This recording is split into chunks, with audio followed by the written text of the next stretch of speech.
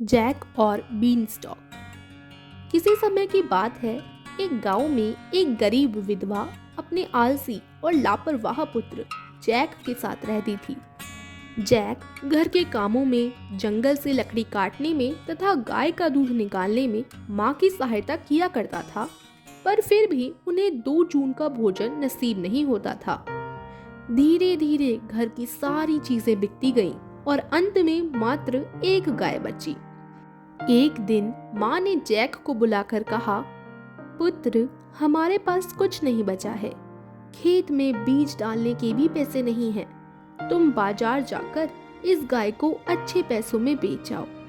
ठीक है माँ, ऐसा कहकर जैक गाय को लेकर चल दिया। शहर जाते समय उसे एक अजीब से दिखने वाले आदमी ने रोक कर पूछा, हे बालक, तुम कहाँ जा रहे हो? जैक ने उत्तर दिया, मैं गाय को बेचने शहर जा रहा हूँ। गाय तो स्वस्थ है, मैं इसे खरीदना चाहता हूँ। यह कहकर उसने जैक को बीज के कुछ जादुई बीज दिए। उसने फिर कहा, बालक, ये कोई साधारण बीज नहीं है, ये जादुई बीज हैं। इन्हें बगीचे में लगाओगे तो रात भर में ही आकाश को छूने लगेंगे। यदि ऐसा नहीं हुआ तो मैं तुम्हारी गाय वापस दे दूंगा। जैक खुशी खुशी बीज लेकर घर लौटा और माँ को उसकी विशेषता बताई। माँ ने क्रोधित होकर बीज के बीज को खिड़की के बाहर फेंक दिया। अगली सुबह जब जैक सोकर उठा तो खिड़की के बाहर बीज के बेल को देखकर हैरान रह गया। जिज्ञासावश वह बेल पर चढ़ने लगा और चढ़ते चढ़ते एक मरुभूमि में पहुंच गया। तभी एक परी ने प्रकट होकर कहा, तुम्हारे पिता एक धनाढ्य और उदार व्यक्ति थे। उनकी मित्रता एक दैत्य से हो गई थी। उसने तुम्हारे पिता की हत्या कर उनका सारा धन हड़प लिया था। वह यहीं एक बड़े घर में रहता है। तुम जाकर उसकी सारी संपत्ति ले लो। चलते चलते शाम हो गई। जैक को एक विशाल हवेली के बाहर एक औरत खड़ी दिखाई दी। थके हुए जैक ने उससे भोजन और आश्रय मांगा। उसने जैक को सावधान करते हुए कहा, तुम्हें यहाँ नहीं आना चाहिए था। मेरा पति एक दैत्य है। उसे मानव मांस बेहद पसंद है। उसके आने से पहले ही तुम चले जाओ। तभी अचानक दैत्य आता दिखाई दिया। उस स्त्री ने शीघ्रता से जैक को तंदूर के भीतर छिपा दिया। दैत्य घर में आते ही चिल्लाया, मुझे भूख लगी है। मैं एक साथ 3 गायें खा सकता हूँ। कहाँ है मेरा भोजन? भोजन समाप्त करके दैत्य फिर चिल्लाया, आलसी औरत, मेरी मुर्गी तुरंत लाओ। पत्नी ने उसे उसकी मुर्गी लाकर दे दी। दैत्य ने गरज कर कहा, अंडा दो, और मुर्गी ने सोने का अंडा दिया। दूसरा अंडा दो, और मुर्गी ने पहले से भी बड़ा अंडा दिया।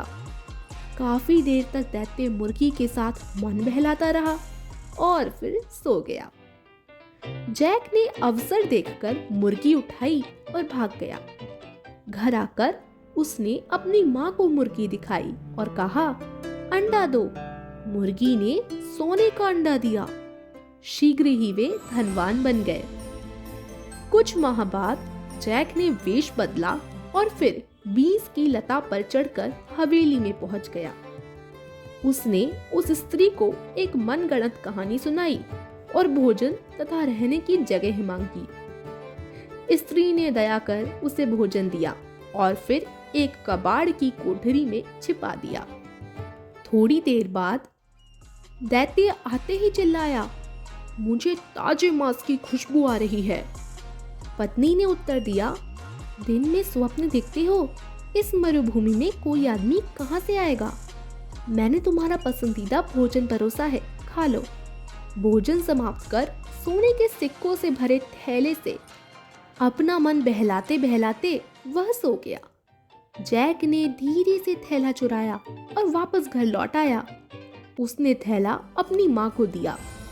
एक नया घर खरीदकर दोनों प्रसन्नतापूर्वक रहने लगे।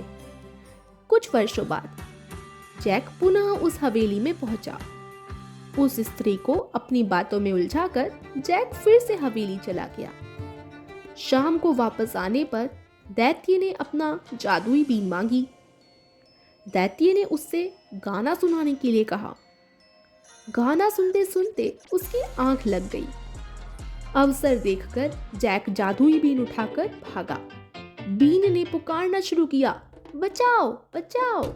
दैत्य जाग गया और जैक के पीछे भागा। जैक शीघ्रता से लता से नीचे उतरा और कुल्हाड़ी से लता को ही काट डाला। दैत्य गिरकर मर गया। तभी पुनः परी प्रकट हुई। उसने जैक का धन्यवाद किया और उसे आशीर्वाद दिया।